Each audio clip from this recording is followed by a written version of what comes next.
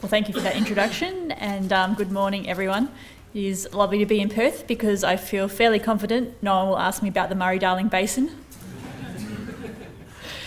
given that I do 100% of my work outside of that area and a lot in northern Australia these days. Today we'll be doing a quick overview of Strategic Indigenous Reserves, which is a proposal for water allocation plans. There's a great framework that's come out in Northern Territory, and the question I'm asking today is, would that work in Western Australia? So we'll see how we go. I think the key thing to remember about Strategic Indigenous Reserves is it's a method that addresses economic water objectives, and there are a range of other objectives that need to be thought about in addition to that one. So when we're thinking about water reform in Australia, as you know, there's been several waves of reform through the National Water Initiative, and prior to that, there is, however, some unfinished business of reform. There are a few aspects that we could improve on, and one is Indigenous water objectives. This has been outlined by many people, including most recently Virginia Marshall in her book Overturning Aquanullius. Very interesting read if you want to find out a little bit more about the idea of Aquanullius, which is analogous, I guess, to Terra Nullius, in the same way that there was an assumption that Australia was a land that belonged to no one, a bit of an assumption that all the water here belonged to no one, when of course Australia's first peoples were here long before anyone else arrived.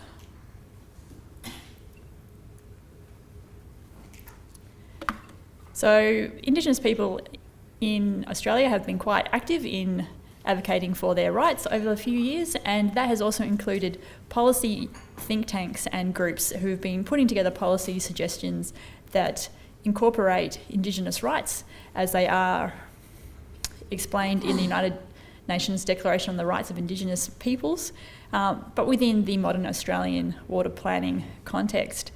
An example of those groups are the Indigenous Water Policy Group.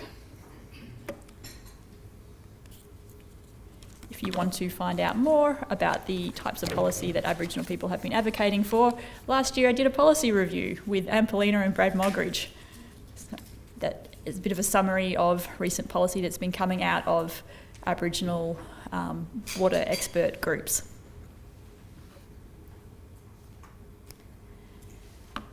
And I guess a good key point to note is that even though today I'm talking about Strategic Indigenous Reserves, which address economic objectives, there are multiple objectives that Aboriginal and Indigenous people have for water, which includes spiritual objectives, cultural objectives, social objectives. So it needs to really be looked at in a holistic way. But what are these Strategic Indigenous Reserves? Well, this is a room of water people. I'm assuming you all know a bit about water planning. What Strategic Indigenous Reserves propose is that when we're looking at the consumptive pool, it has been a practice to reserve some water for things like town drinking water supplies. And so what's been proposed, particularly in Northern Australia, is when we do an allocation plan, we also reserve a portion for the Indigenous people of that area. And the idea of that is to ensure that there's water available for commercial activity, and that you also don't end up in the situation where the entire consumptive pool reaches full allocation and Aboriginal people are not able to access that water, which has happened in some regions.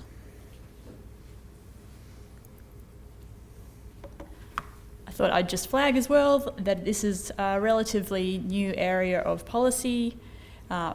It's not clearly outlined in the National Water Initiative what states and territories are meant to do, and so consequently there are a lot of similar terms. You might see terms such as Indigenous Reserve or Reserved Aboriginal Allocations, for example. A broader term is Aboriginal Water, which was proposed by the First Peoples Water Engagement Council, and this term Aboriginal water encompasses a broad view of water that looks at all of the different objectives, including spiritual and customary social objectives. But like I said, today we are just talking about Strategic Indigenous Reserves, which is specifically for the purpose of providing water for commercial purposes. So a very, very brief history of strategic Indigenous reserves in the Northern Territory. In about 2009, strategic Indigenous reserves were introduced into a few water allocation plans in the Northern Territory. As you can imagine, it was a bit of a bumpy ride, but they were introduced into plans. Unfortunately, in 2013, well, unfortunately if you were an advocate of the Strategic Indigenous Reserve, in 2013 the Northern Territory government changed. It went from a Labor government to the Country Liberal government, and that policy was scrapped, and strategic Indigenous reserves of water were removed. In 2016, the Labor government got back in the Northern Territory, reintroduced the idea of strategic Indigenous reserves, did a new round of consultation, got more feedback, and have produced a new policy framework, which came out last year. Now this is defined, they changed the words to strategic Aboriginal water reserves and defined them as the portion of the consumptive pool which would be managed exclusively for the future economic development by and for the benefit of eligible Aboriginal people. Now there's only been a few other places in Australia that have implemented something like this. As mentioned a few years ago in the Northern Territory, but also in Queensland, there's a very similar policy. And it's something for Western Australia to consider, which I've neglected to mention, we don't actually have anything like this in our water allocation plans. So, what is happening in the Northern Territory with their policy framework? A quick overview of the features is that that portion of water that's been reserved for Aboriginal rights holders is proportionate to the amount of land that's held. And the proportion is standardised across the different water allocation plans. So within that reserved portion of water, access is controlled by Aboriginal rights holders, but of course the Northern Territory's Water Act still applies. So if I'm an irrigator, I'm in an area that's quite heavily allocated, I need to firstly negotiate with that Aboriginal water rights holder group, and then I need to apply for a licence to the regular Northern Territory government processes, which means that the use it or lose it rule also still applies. But that water remains tied to the Strategic Indigenous Reserve. So within these reserves of water, trades are okay, but they're only temporary trades. So if the rights holders are not using that water, they can trade it as a way of earning some money. Otherwise, that water can be used at a later date by that group themselves for their own economic activities. The other neat thing about the Northern Territory's framework is they've implemented something called a notional reserve. In an area where perhaps the water is already at a full allocation, a notional reserve will be set up, and as water is recovered after making sure the environment has enough water, that notional reserve can be filled.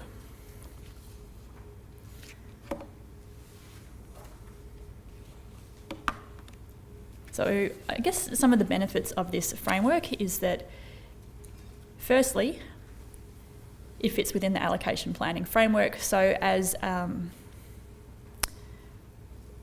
a tool, it's quite easy to implement. We're already used to reserving water and allocation plans for particular purposes. Why not to address the historical dispossession of Aboriginal people from water? The other great thing is it also is quite compatible with the National Water Initiative. As I think you may have seen in the recent review, there is a strong imperative for states and territories to consider Indigenous water objectives. The question is how. That hasn't been defined, but this fits in quite well. Would it work for Western Australia? Well, that's still a bit of a question mark. Some of the implementation details have yet to be worked out, and there is a bit of a question over, is this idea of making the size of the reserve proportionate to the land held by Indigenous groups fair? Are there other ways that might be better suited, just for an example, to look at population And there's really some question marks over that. The other question that is raised is, given that the Strategic Indigenous Reserve Northern Territory framework really completely fits in with the status quo, is it going to address some of the broader concerns that Aboriginal people have? Several academics have been advocating for a policy, a paradigm shift that not only changes the way water is allocated, but looks at the way water is managed, looks at the way governance occurs, and even the way we imagine and think about the perspective we have on water. So this particular policy measure, whilst it does perhaps provide some economic benefits, does not fundamentally challenge the underlying issues.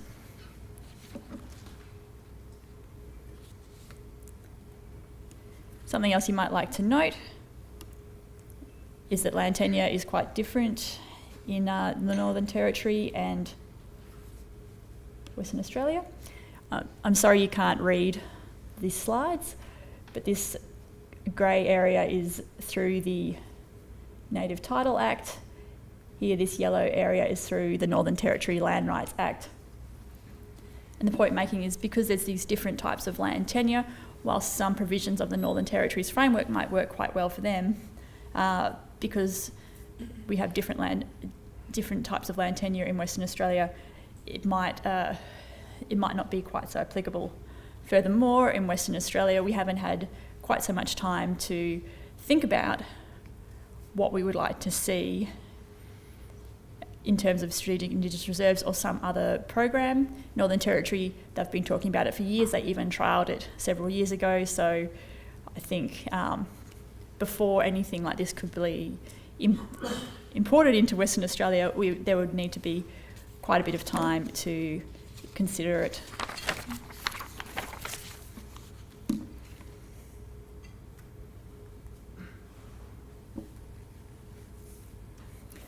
So, are there other options? Yes, of course there are. The Strategic Indigenous Reserve is just one tool. Other options include doing what we're doing now, include looking at like special licences, as they've done in New South Wales.